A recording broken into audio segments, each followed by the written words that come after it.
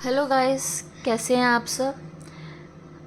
आज हम class 5th SST का बाल भारती का chapter the land of sand पढ़ने वाले हैं। सबसे पहले आप मेरे चैनल को सब्सक्राइब कर दें ताकि कोई भी इम्पोर्टेंट चैप्टर आप मिस ना कर सकें। और मेरी सारी वीडियोस अगर आपको पसंद आती हैं तो प्लीज़ आप मुझे कमेंट बॉक्स में ज़रूर बताएं और अपना मुझे नाम, सेक्शन, क्लास बताएं ताकि हम आपसे कनेक्ट हो सकें कि मेरे स्टूडेंट्स कौन कौन से हैं, हम जान पाएँ। तो आइए हम चैप्टर स्टार्ट करते हैं, the land of sand. Land of sand पे हम यहाँ पे बेसिकली वो पढ़ने वाले हैं जो बहुत बड़ा डेज़र्ट है। आप सबको पता होगा सऊदी अरेबिया में ये कहा जाता है, अरेबियन डेज़र्ट भी बोला जाता है। तो बेसिकली सऊदी अरेबिया हम इसमें पढ़ने वाले हैं। ठीक है, आइए स्टार्ट करते हैं chapter. Deserts are dry lands. Deserts क्या होते हैं? डेजर्ट्स होते हैं ड्राई लैंड, बिल्कुल जहाँ पानी की बहुत कमी होती है, बारिश भी नहीं होती है, इतनी सूखी मिट्टी होती है कि वो बिल्कुल रेत जैसी हो जाती है, सूख कर वहाँ की soil. They receive very little rainfall. वो लोग वहाँ पे बारिश बहुत ही कम होती है। There are 2 types of deserts, hot desert and cold desert. 2 type के डेजर्ट होते हैं, हॉट डेजर्ट, कोल्ड डेजर्ट। अभी हम हॉट डेजर्ट पढ़ रहे हैं।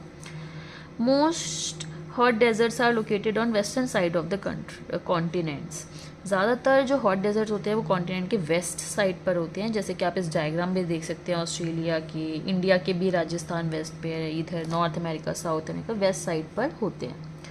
अब हम पढ़ेंगे Saudi Arabia, the Arabian peninsula. ये इधर अरेबियन कंट्रीज़ हैं और अरेबियन कंट्रीज़ का एक पेनिनसुला बना हुआ है। इधर भी अगर आप देखिए, जो पेनिनसुला क्या होता है, जो 3 तरफ से समुंदर से घिरा हुआ होता है। ठीक है, इधर भी आप देख सकते हैं the red sea, Persian gulf और नीचे अरेबियन सी। तो ये पेनिनसुला है जो कि हॉट डेजर्ट है। सऊदी अरेबिया इस पेनिनसुला में कई कंट्रीज़ हैं, जैसे येमेन, ओमान, यूएई, पर ज़्यादातर जो पार्ट है वो है सऊदी अरेबिया। इधर देख सकते हैं आप। अब इसकी location, it is 5th largest country in Asia. ये एशिया की 5th लार्जेस्ट कंट्री है। ठीक है, इस सराउंडेड बाय इसकी नेबरिंग कंट्रीज़ हैं, इधर इराक, इधर जॉर्डन, यहाँ पे पढ़ सकते हैं आप, जॉर्डन, इराक, कुवैत, कतार, ब्राह्मण, यूएई, ओमान, येमेन। इधर रेड सी है, इधर पर्शियन गल्फ है। अब इसकी लैंड पढ़ेंगे। Most of the Saudi Arabia is Rocky plateau. Plateau क्या होते हैं? प्लाटू टेबल लाइक होते हैं, जैसे माउंटेन होते हैं स्लोप ऐसे, लेकिन प्लाटू होते हैं लैंड है और फिर सीधा डाउन साइड लाइक टेबल और फिर नीचे लैंड है, ऐसे इनको प्लेटूज कहते हैं। तो बिल्कुल रॉकी प्लेटूज हैं, बिल्कुल रॉक्स हैं, क्योंकि वहाँ पे बिल्कुल ड्राई है, सूखा है इसलिए, और कवर्ड विद वास्ट डेजर्ट, और बहुत ही घने रेगिस्तान है। Half of the country is barren desert. आधी से ज़्यादा कंट्री तो बैरन मतलब बिल्कुल बंजर डेजर्ट है, जहाँ बिल्कुल प्लांट्स का तो नामो निशान ही नहीं है। There are mountains on the western side near Red Sea. इधर रेड सी के पास वेस्टर्न साइड पे इधर कुछ माउंटेन्स भी हैं। Interior of the country, beach country के, एक ये रूबल खाली और एक ये एन नाफोद। ये 2 बहुत बड़े बड़े रेगिस्तान हैं जो बहुत ही बड़े और दूर दूर तक फैले हुए रेगिस्तान हैं। These are continuous bodies of sand, बहुत ही बड़ी कॉन्टिन्यूस चल रही हैं। This region is dotted with sand dunes. इनके चारों तरफ बहुत सारे सैंड ड्यून्स होते हैं। सैंड ड्यून्स किन्हें कहते हैं?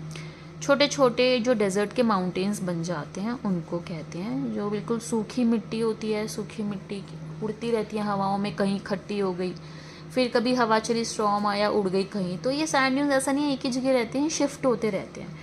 ठीक है, strong winds often shift the dunes from one place to another. There are no lakes and permanent rivers in Saudi Arabia.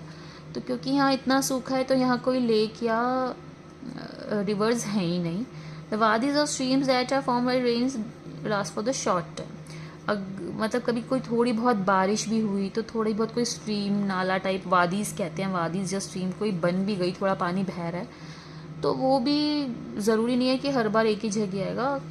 Like reverse का तो एक प्रॉपर रास्ता होता है, इनका ऐसे कोई प्रॉपर रास्ता नहीं होता, और वो भी बहुत कम होता है। तो इतना कम पानी होता है इसमें कि वो भी थोड़े दिन में, इतनी गर्मी और इतनी सन से वो भी थोड़े दिन में सूख ही जाता है। So there is an acute shortage of fresh water in the country. तो इस कंट्री में पानी की बहुत ही ज़्यादा शॉर्टेज रहती है। अब यहाँ का क्लाइमेट कैसा होता है? एक्सट्रीमली हॉट क्लाइमेट होता है यहाँ का।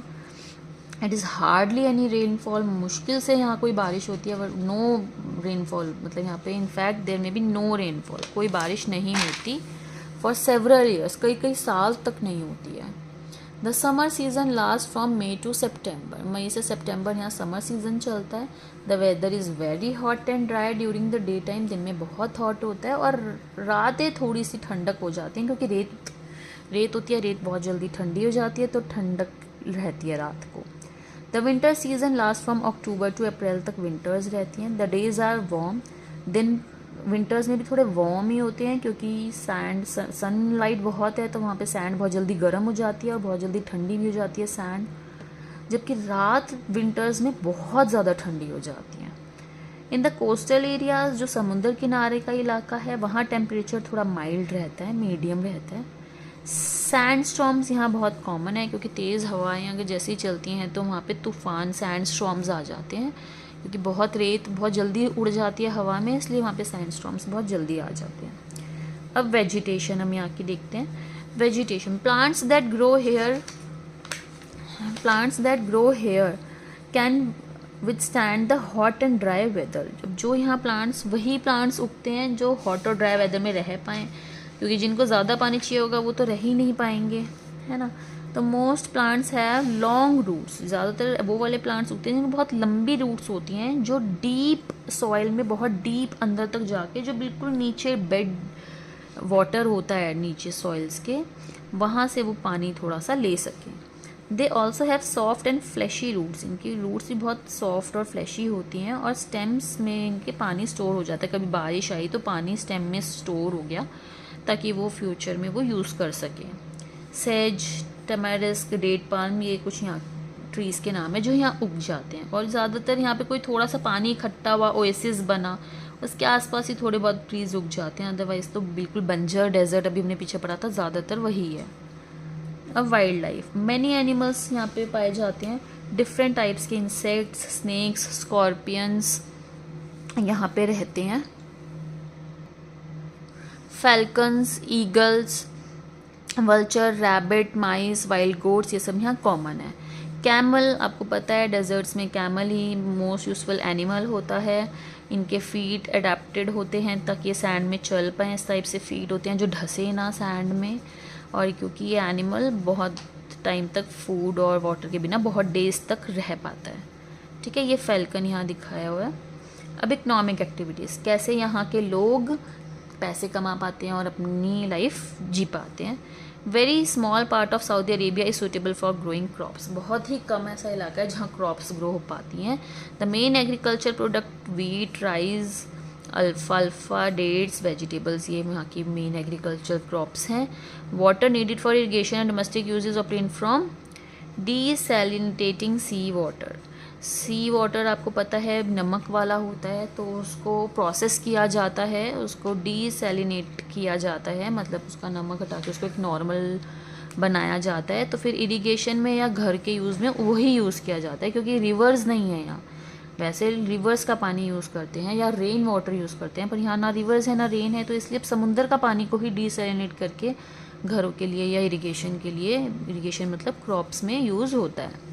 Date palm grows in areas where the ground water comes to the surface, जहाँ थोड़ा बहुत ग्राउंड वाटर आ जाता है ऊपर या ओएसिस बन जाते हैं, वहाँ पे डेट पाम्स उगते हैं।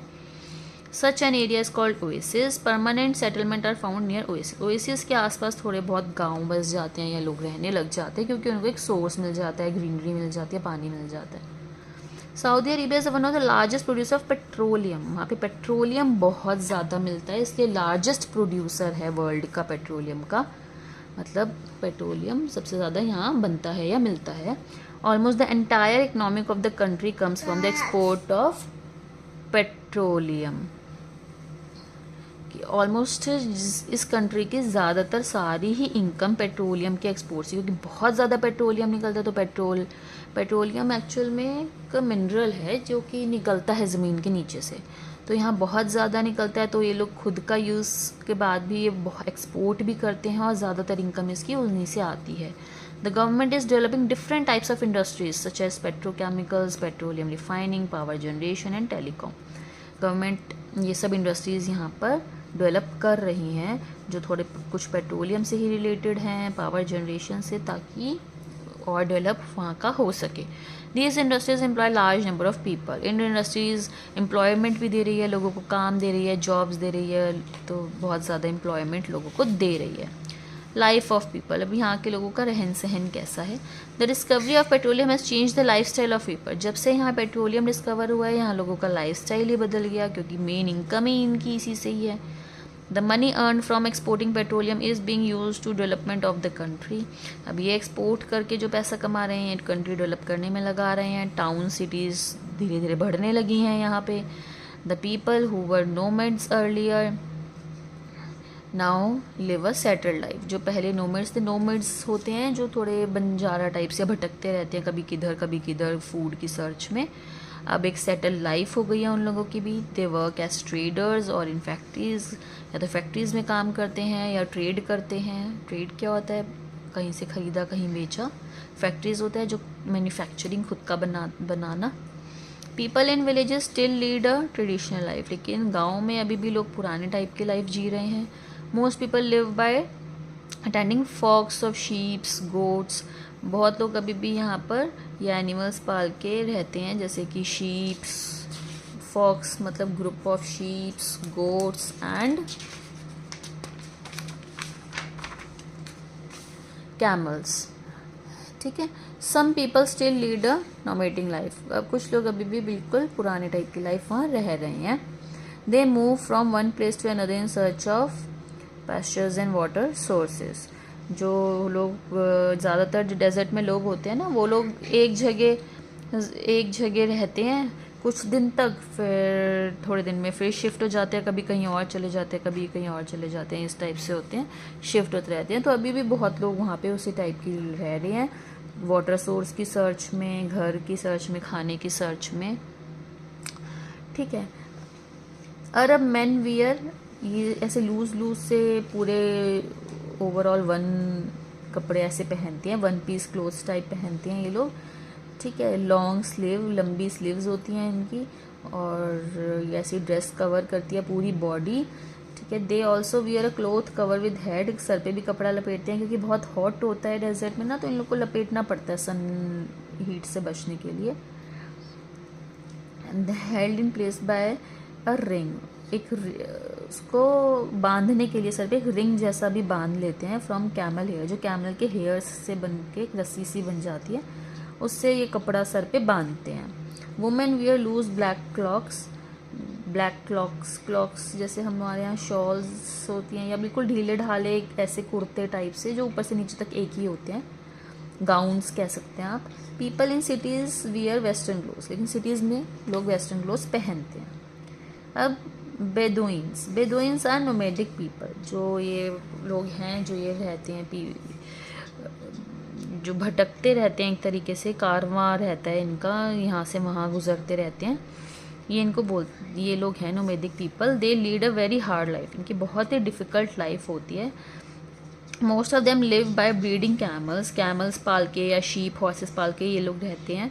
They get milk from animals and use the hairs of this animals to make clothes, tents और ड्रग्स।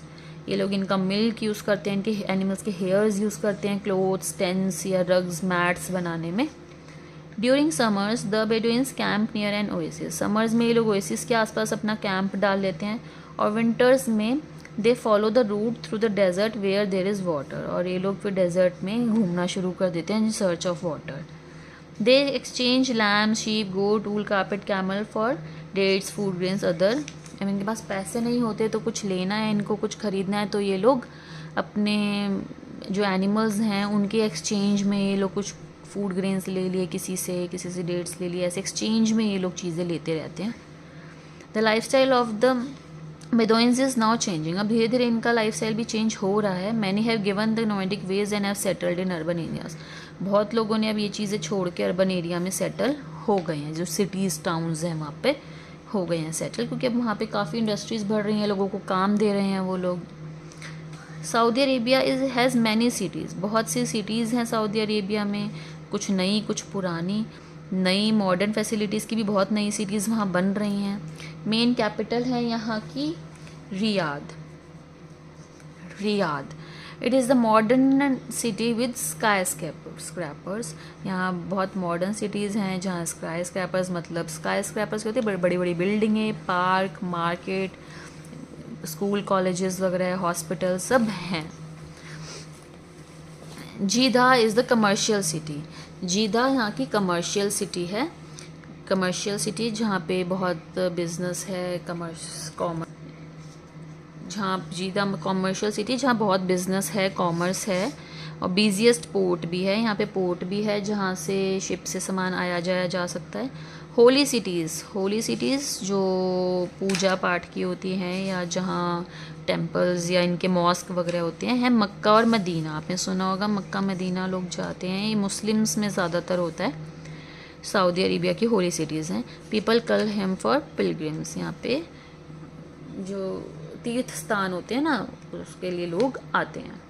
तो ये था हमारा chapter the land of sand. Hope आप सबको समझ आया हो। कोई डाउट्स हों या कोई भी आपको क्वेश्चंस में डाउट्स हों तो प्लीज़ आप मुझसे ज़रूर पूछिएगा कमेंट बॉक्स में। Thank you so much.